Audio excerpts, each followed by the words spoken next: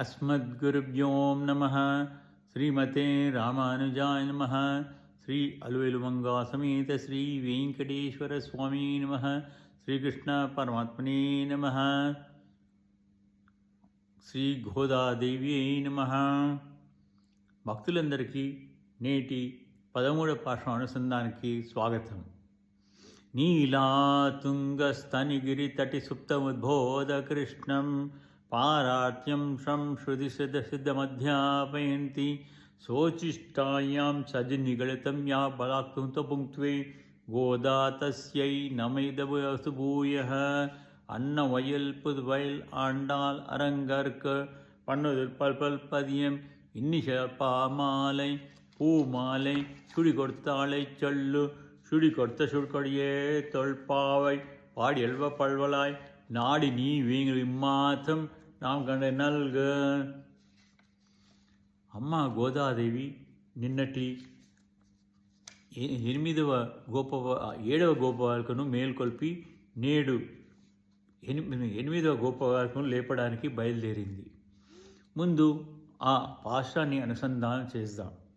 పులిన్ వాయ్ కిండా అలర్కనై కెళ్ళి కళందాయ కీర్తిమై పాడిపోయి பிள்ளைக்குள் எல்லாரும் பாவைக்கும் புக்கார் வெளியிழந்து நீ வியாழ் மருங்கித்த குளும் சிமினிக்கான் போதி கடினாய் குழு கொடுந்தேன் நீராடாது பள்ளி கெழுத்தாய் பாவாய் நீ நன்னாளால் కళం తవిందు కళిందేలో ఎంబావోయ్ అండాల్ త్రివేషణం. అమ్మ గోదాదేవి నేటి బాలికను సంబోధిస్తూ, ఓ బాల, మన తోడి పిల్లలందరూ కూడా బకాసుని నోటిని చీల్చి దుష్టుడైన రావణనే రక్కసిని శ్రీరామ రూపంలో సునాయాసంగా గిల్లి పారవేసిన శ్రీకృష్ణుని యొక్క వీరచరితను పాడుకుంటూ వ్రతమునైక నిర్మపడిన స్నానఘట్టమునకు పోయి ప్రవేశించిరి. తెల్లవాటను సూచిస్తూ శుక్ర నక్షత్రం ఉదయించిందని, బృహస్పతి నక్షత్రము అస్తమించినది.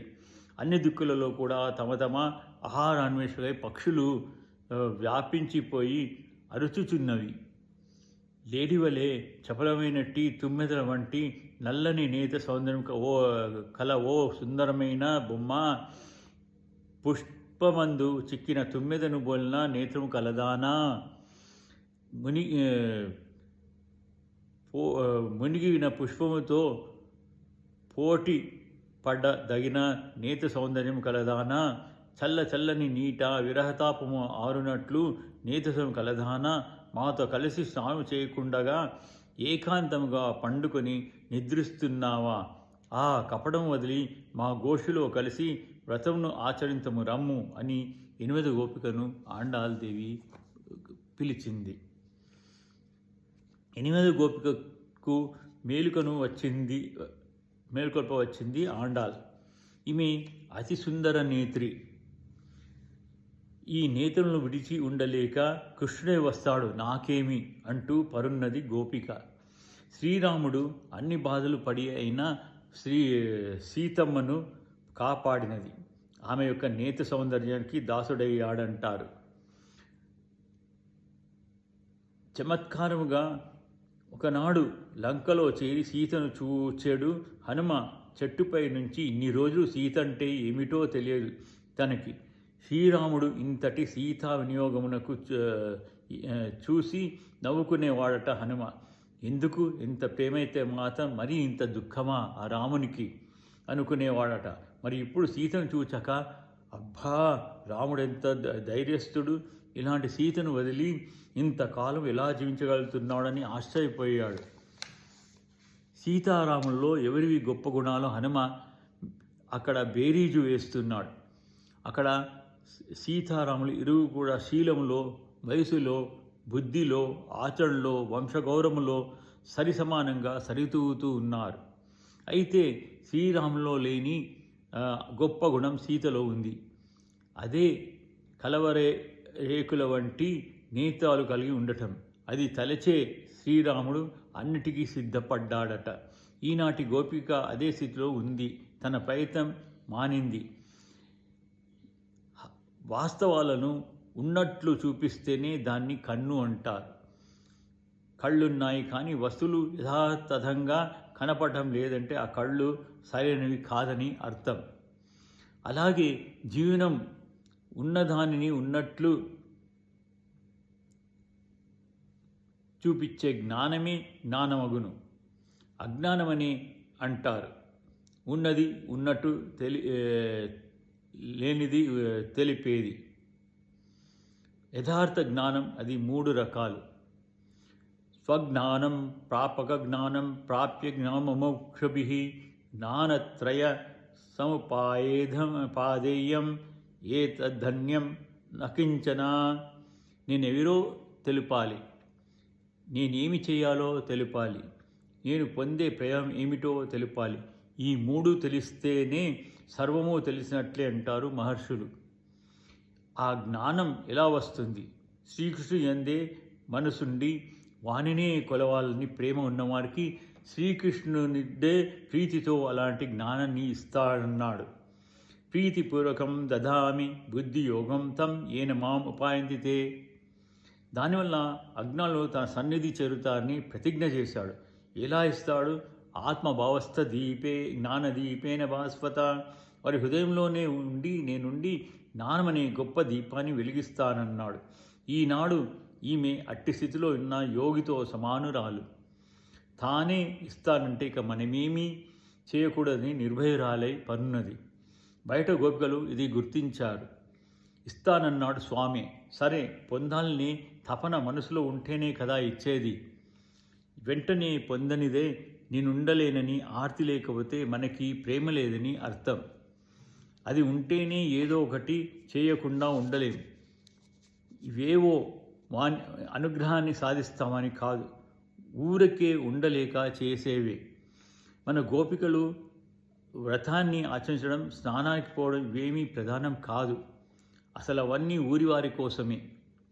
వీరికి కావాల్సింది స్వామిని చూడడం, స్వామి సేవలో ఉండటం. అది మనసుకు పట్టేది భక్తులకు కలిసి ఉంటేనే. కనుక ఒంటరి అనుభవం మాని గోష్ఠిలో చేరవని పిలుస్తోంది ఆండాల్. అందరితో కలిసి పొందే కృష్ణానుభవం నీ ఒక్కటివి పొందితే అది దొంగతనం అవుతుంది. భగవంతుడి ద్రవ్యం కంటే బాహుతుల ద్రవ్యం దొంగలిస్తే మరింత పాపం. అందరికీ చెందినవాడు కృష్ణుడు. అతనిని దొంగలించావు, నీలో దాచుకున్నావు. దేవునికి చెంది వానిని పొందడానికి పనికి రావాలి జ్ఞానం. దానిని నీవు దొంగలించావు. స్వామిని చేరరావడం లేదు.